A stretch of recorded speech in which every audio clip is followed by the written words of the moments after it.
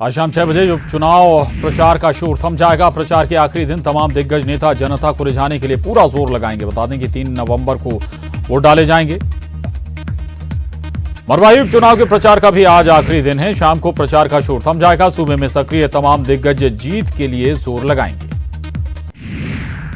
आज मध्य प्रदेश का स्थापना दिवस है। मध्य प्रदेश स्थापना दिवस को लेकर सरकारी बिल्डिंग को रोशनी से नहाने के लिए लाइटिंग की गई है। बता दें कि विधानसभा, राजभवन, मंत्रालय समेत सरकारी बिल्डिंगों को लाइट से सजाया गया है। पीएम मोदी ने एमपी के स्थापना दिवस के मौके पर दी शुभकामनाएं। पीएम ने अपने संदेश में की एमपी की तारीफ। आत्मनिर्भर भारत के सपने को साकार करने की दिशा में की तारीफ। मध्य प्रदेश के स्थापना दिवस पर मुख्यमंत्री शिवराज सिंह चौहान ने ट्वीट कर प्रदेशवासियों को बधाई दी। सीएम ने अपने संदेश में कहा, संकल्प लें कि ऐसा एमपी गढ़ेंगे जहां सुख, शांति, समृद्धि हो। आज 20 साल का हो गया छत्तीसगढ़ राज्य स्थापना दिवस पर प्रदेश को सरकार कई सौगात देगी।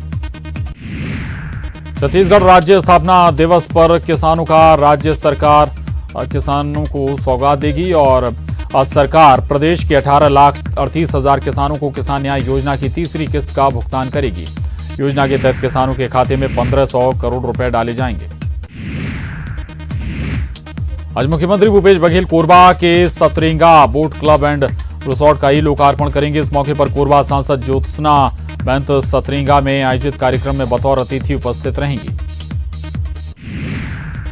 छत्तीसगढ़ राज्य स्थापना दिवस के मौके पर इस बार राजधानी वासियों को कई प्रोजेक्ट्स की सौगात मिलने वाली है। आज मुख्यमंत्री इन तमाम प्रोजेक्ट्स का लोकार्पण करेंगे। रायपुर स्मार्ट सिटी द्वारा तैयार किए गए इस प्रोजेक्ट में बूढ़ा तालाब सौंदर्यीकरण, जवाहर मार्केट, अंतर्राज्यीय bus stand, multi level parking, कोतवाली बिल्डिंग, जय स्तंभ चौक सौंदर्यीकरण शामिल है।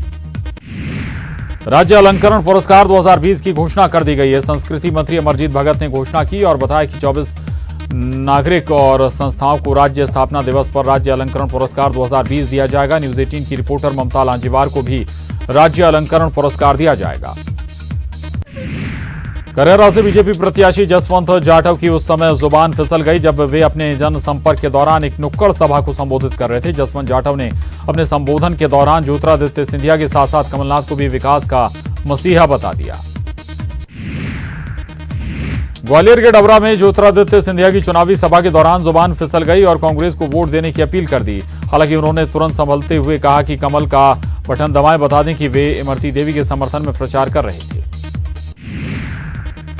उपचुनाव के प्रचार के आखिरी दिन बीएसपी सुप्रीमो मायावती ने जनता से बीएसपी को वोट देने की अपील की। मायावती ने ट्वीट कर कहा, आज के बाद सभी का ध्यान 3 नवंबर पर केंद्रित है।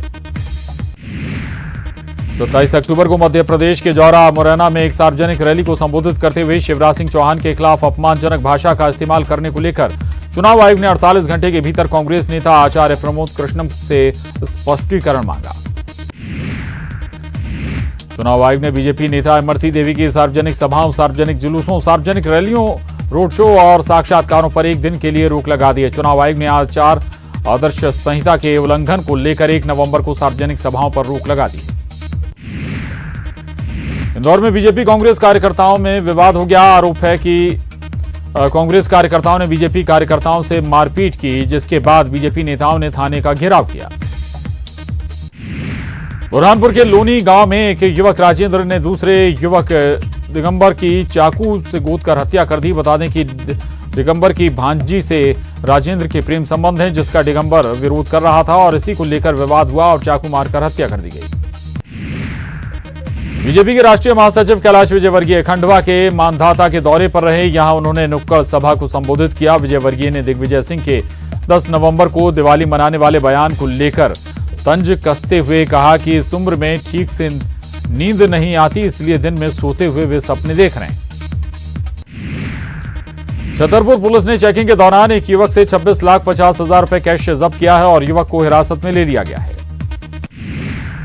सिवनी पेंच टाइगर रिजर्व में शनिवार की शाम पर्यटकों ने मांद से झांकते हुए एक तेंदुए के शावक के दीदार किए। दरअसल बाघ के शावकों के दीदार आसानी से हो जाते हैं, लेकिन तेंदुए के शावकों के दीदार बड़े ही संयोग से होते हैं और अब इस तेंदुए शावक की क्यूटनेस का वीडियो सोशल मीडिया में वायरल हो रहा है। इंदौर में नवंबर का महीना शुरू होते ही ठंड धीरे धीरे अपना असर दिखाने लगी। रात में न्यूनतम तापमान 15 डिग्री रिकॉर्ड किया गया, जो सामान्य से 1.5 डिग्री कम है। अक्टूबर में न्यूनतम तापमान का स्तर 15.8 डिग्री रहा, जो दिवाली आते आते 12 डिग्री तक पहुंचने की उम्मीद है। और अब आपको हाट पिपलिया ले चलते हैं, जहां